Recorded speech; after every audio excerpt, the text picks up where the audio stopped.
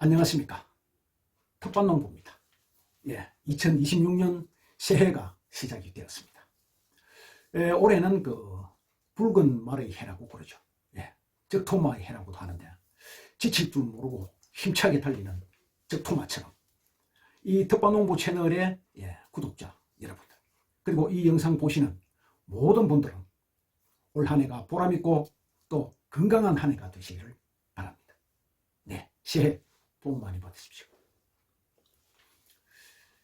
오늘 영상에서는 새해에 인사도 드리고, 그리고 지난해의 농사의 결과에 대해서도 한번 점검을 해보고, 또 새해의 농사 계획을 좀 더 체계적으로 세우기 위해서 우리 초보 농사꾼들께서 자칫하면 놓치기 쉽고, 그리고 또 꼭 챙겨야 할 항목들이 어떤 것이 있는지에 대해서도 간략하게 설명을 드리고, 그리고 이제 이 겨울철 농한기 동안에 우리가 준비해야 될 사항들, 그리고 또 부족했던 데에서 공부해야 될 그런 사항들, 그리고 꼭 챙겨야 할 이러한 사항들을 오늘부터 여러 단계로 나누어서 제가 설명을 드리겠습니다. 이 텃밭농부랑 함께 순환농법을 통해서 건강한 먹거리를 내 손으로 자신있게 키우시는데 도움이 되지 않을까, 그렇게 생각합니다. 이제 이 흙판에 그리면서 설명을 드려보겠습니다. 오늘 설명드릴 순서는 이 기후의 변화에 대한 대응, 그리고 식물이 성장하는 데 미치는 영향을 어떤 것들이 많이 미치고 있는지, 그리고 남부지방과 중부지방의 파종 시기에 대해서 설명을 드리고요. 그리고 계절별로 파종을 해야 하는 적기의 작물에 대해서 간략하게 설명을 드리고, 그리고 우리가 가지고 있는 이 텃밭, 즉 토지에 효율적으로 어떻게 하면 1년 동안에 가장 효율적으로 활용을 할 수 있을 것인가에 대한 방법도 설명을 드리겠습니다. 그리고 마지막으로 이 영상 다음에 설명을 드릴 그 항목에 대해서 미리 예고를 해드리는, 즉 다음 편에는 우리가 농사를 짓고 있는 이 토양을 어떤 식으로 개량해 나갈 것이냐, 거기에 대해서 설명을 드리는 순서로 하겠습니다. 제일 먼저 기후의 변화에 대해서 한번 생각을 해보겠습니다. 우리가 노지 텃밭에서 그러니까 농사를 지으려고 하면은 이 기후 조건의 변화에 많은 영향을 받게 됩니다. 그렇죠. 비, 또 바람, 그죠. 또 햇빛, 또 뭡니까? 온도. 비가 어떻게 많이 내리느냐, 적게 내리느냐, 바람이 강하게 부느냐, 약하게 부느냐, 햇빛이 지속적으로 비치느냐, 구름이 끼거나 비가 와서 햇빛이 못 비치느냐, 그리고 온도가 어느 정도 올라가고 어느 정도 내려가느냐에 따라서 식물이 성장하는데 많은 영향을 미치게 되겠죠. 그런데 지난해의 그 기후 변화에 대해서 그 결과를 이제 봤습니다. 우리나라는 지난해 여름, 그러니까 지난해 기후를 봤을 때 여름이 23일이 늘었다고 그래요. 그러니까 우리나라의 기후가 이제 서서히 아열대로 변해가는데 여름이 23일이나 늘었다 하면 거의 한 달 가까이 여름이 늘었다는 그런 얘기가 되겠죠. 그 반면에 겨울은 22일이 줄었다고 그래요. 그러니까 여름은 길어지고 겨울은 짧아지는 이러한 기후의 변화가 우리 한반도에 이제 고착화되어 가는 거죠. 그러다 보면은 여름이 길어지면서 기온이 올라가고, 그리고 더운 날짜가 많아짐으로 해서 고온의 피해가 생길 수가 있습니다. 지난해 같은 경우에도 기온이 너무 많이 올라가다 보니 생기는 배추 무름병이라든가, 그 다음에 또 해충들도 많이 생깁니다. 해충들도 기온이 올라가면서 여름이 길어지면서 해충들도 많이 생기고 강력하게 그렇게 활동들을 하게 되니까 우리가 키우는 작물들의 피해가 점점 늘어나는 그러한 형태로 나타납니다. 그 다음에 고온이 계속 증가하고 지속되다 보니 해수면의 온도가 뜨거워지고 그로 인해서 수증기가 많이 증발돼서 올라가면서 강력한 태풍이 생겨서 지난해는 다행히 우리 한반도 쪽으로는 태풍이 단 한 개도 안 올라왔지만 다른 나라로 들이닥쳤던 작년의 태풍을 보면 어마무시한 것들이 대만이라든가 저기 베트남 또 필리핀 이쪽에 많은 피해를 주었죠. 일본도 마찬가지고. 그래서 우리나라도 이제 태풍이 올라오면 예년에 볼 수 없었던 강력한 태풍들이 올 것이다. 그러면 이 강력한 바람이 우리가 키우는 작물에 엄청난 영향을 미치게 될 겁니다. 그래서 앞으로 우리가 이 노지 텃밭에서 먹거리를 키우면서 이 기후 변화에 대해서 좀 더 민감하게 그리고 중요하게 생각하면서 이 지구 온난화를 막는 데에도 우리가 노력을 해야 되고 또 거기에 어떻게 대처해 나갈지에 대해서도 슬기롭고 능동적으로 그렇게 대처를 해야 되지 않겠나 하는 생각이 듭니다. 예, 다음은 식물이 성공적으로 성장을 하는 데 미치는 여러 가지 요소들이 어떠한 영향을 얼마만큼의 영향을 미치는지에 대해서 초보 농사꾼들이 많이 궁금해 하시는데 그 사항에 대해서 설명드리겠습니다. 자, 농사 그러니까 식물을 건강하게 성공적으로 키우는데 어떠한 사항이 얼마나 중요한 영향을 미치는지에 대해서 이해를 잘 하고 계시면 그에 맞추어서 우리가 해야 할 일과 중요도가 결정이 되겠죠.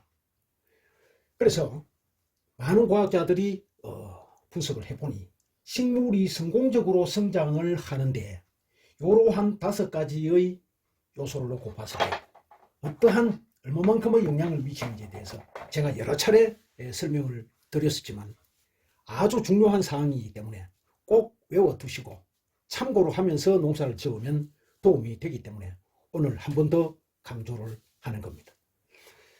많은 초보 농사꾼들이 이 작물을 성공적으로 키우려고 하면은 여기는 무슨 대단한 기술이 있을 것이다. 농사를 짓는 데 있어서 이 기술이 가장 중요하지 않겠나라고 많은 분들이 생각하고 이 작물을 어떻게 어떤 기술로 키우는지에 대해서 여기에 관심을 많이 가집니다. 하지만 이 기술이 미치는 영향은 실질적으로 그렇게 많지 않습니다. 그러니까 전체를 100으로 놓고 봤을 때 농사의 기술은 불과 6%에 미치지 못합니다. 그러면 이 중에서 가장 많은 영향을 미치는 것이 뭐냐? 바로 토양입니다. 농사는 토양이 55%의 영향을 미칩니다. 따라서 농사를 짓는 데 있어서 가장 중요하면서도 기본적인 게 토양을 잘 가꾸어야 된다. 여기는 물리성도 있고 그리고 화학성도 있고 또는 미생물학적으로도. 즉 물리성이 얼마나 좋으냐. 물이 잘 스며들고 또 불필요한 물들은 빠져나가고 공기도 들락날락 하면서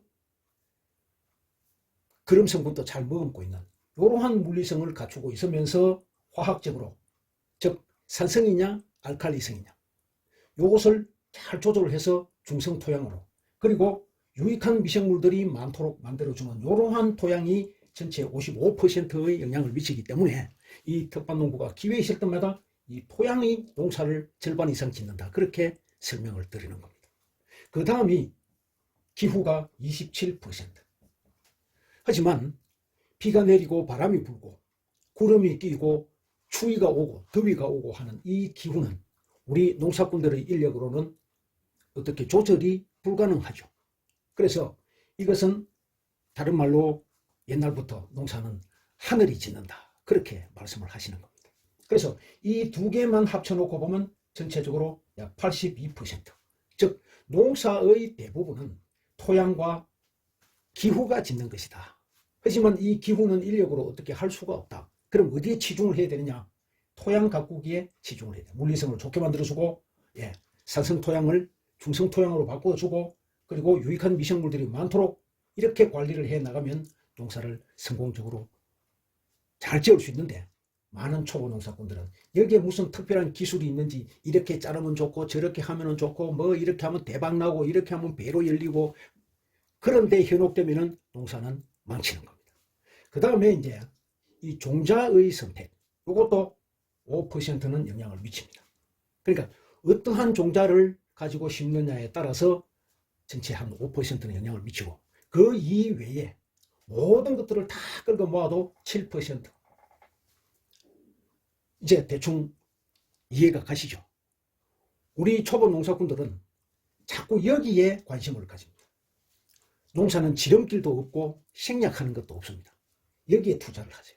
토양을 어떻게 만들 것이냐, 그리고 이 기후의 문제를 어떻게 극복할 것이냐, 바람이 불면 넘어지지 않도록 묶어주고, 물이 너무 많이 들어갈 것 같으면 비닐을 덮어서 물이 많이 못 들어가도록 해주고, 얼 것 같으면 보온을 해주고 하는 그러한 노력들이 뒷받침되면서 이것도 일정 부분은 극복을 할 수 있다.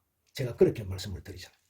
그래서 이것도 전혀 불필요한 것은 아니죠. 6%는 영향을 미치기 때문에 그러한 기술도 또 이 텃밭농부가 작물별로 그때그때 설명을 드리니까 참조를 하시면 우리가 키우는 이 작물을 성공적으로 키우는데 아마 도움이 될 겁니다. 예, 다음은 이 중부지방과 남부지방의 파종 시기가 좀 다르죠. 그 다른 이유가 무엇이며 그 방법에 대해서 설명드리겠습니다.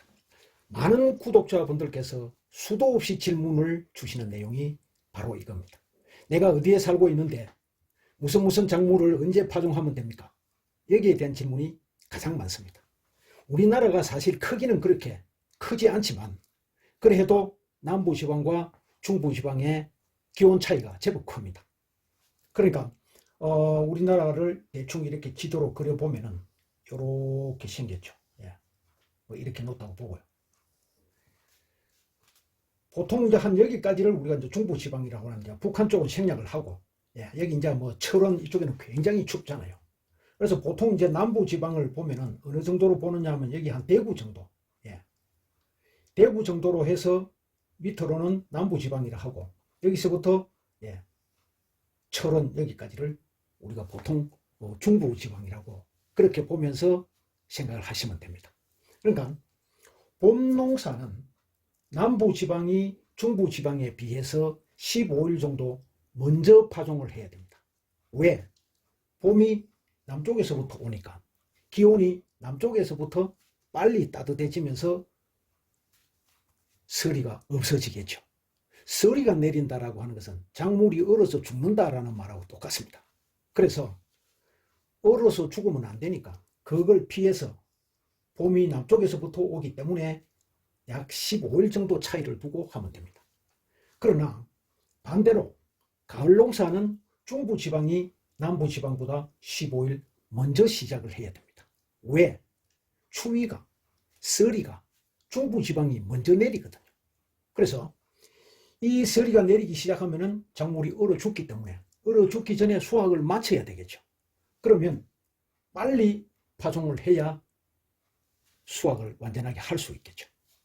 대신 남부지방은 중부지방보다도 15일 늦게 시작을 해야 가을 재배가 가능한 기온이 됩니다. 중부지방하고 같이 하게 되면 여기는 아직 한여름이기 때문에.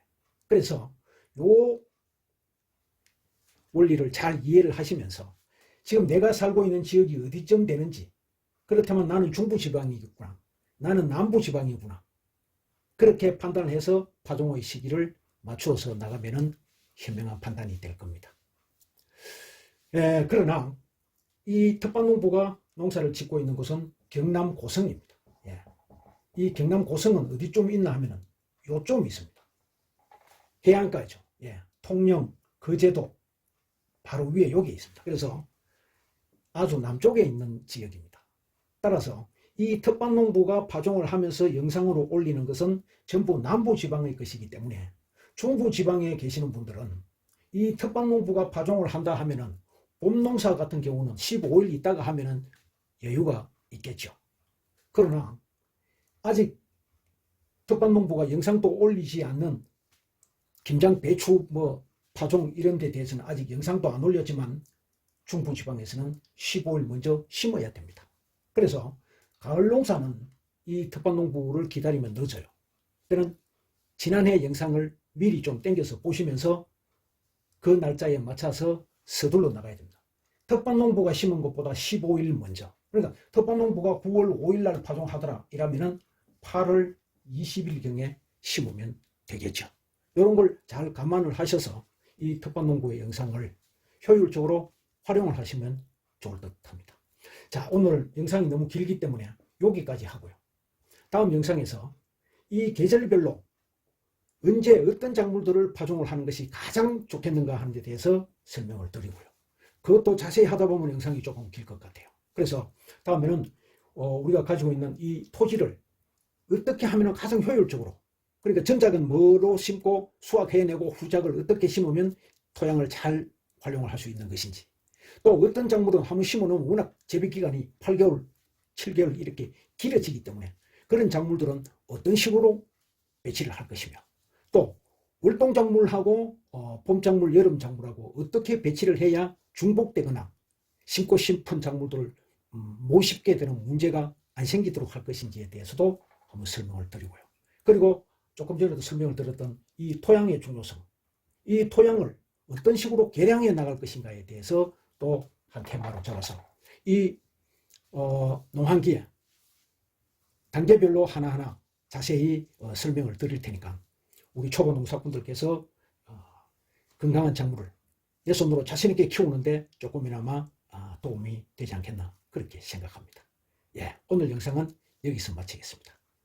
감사합니다.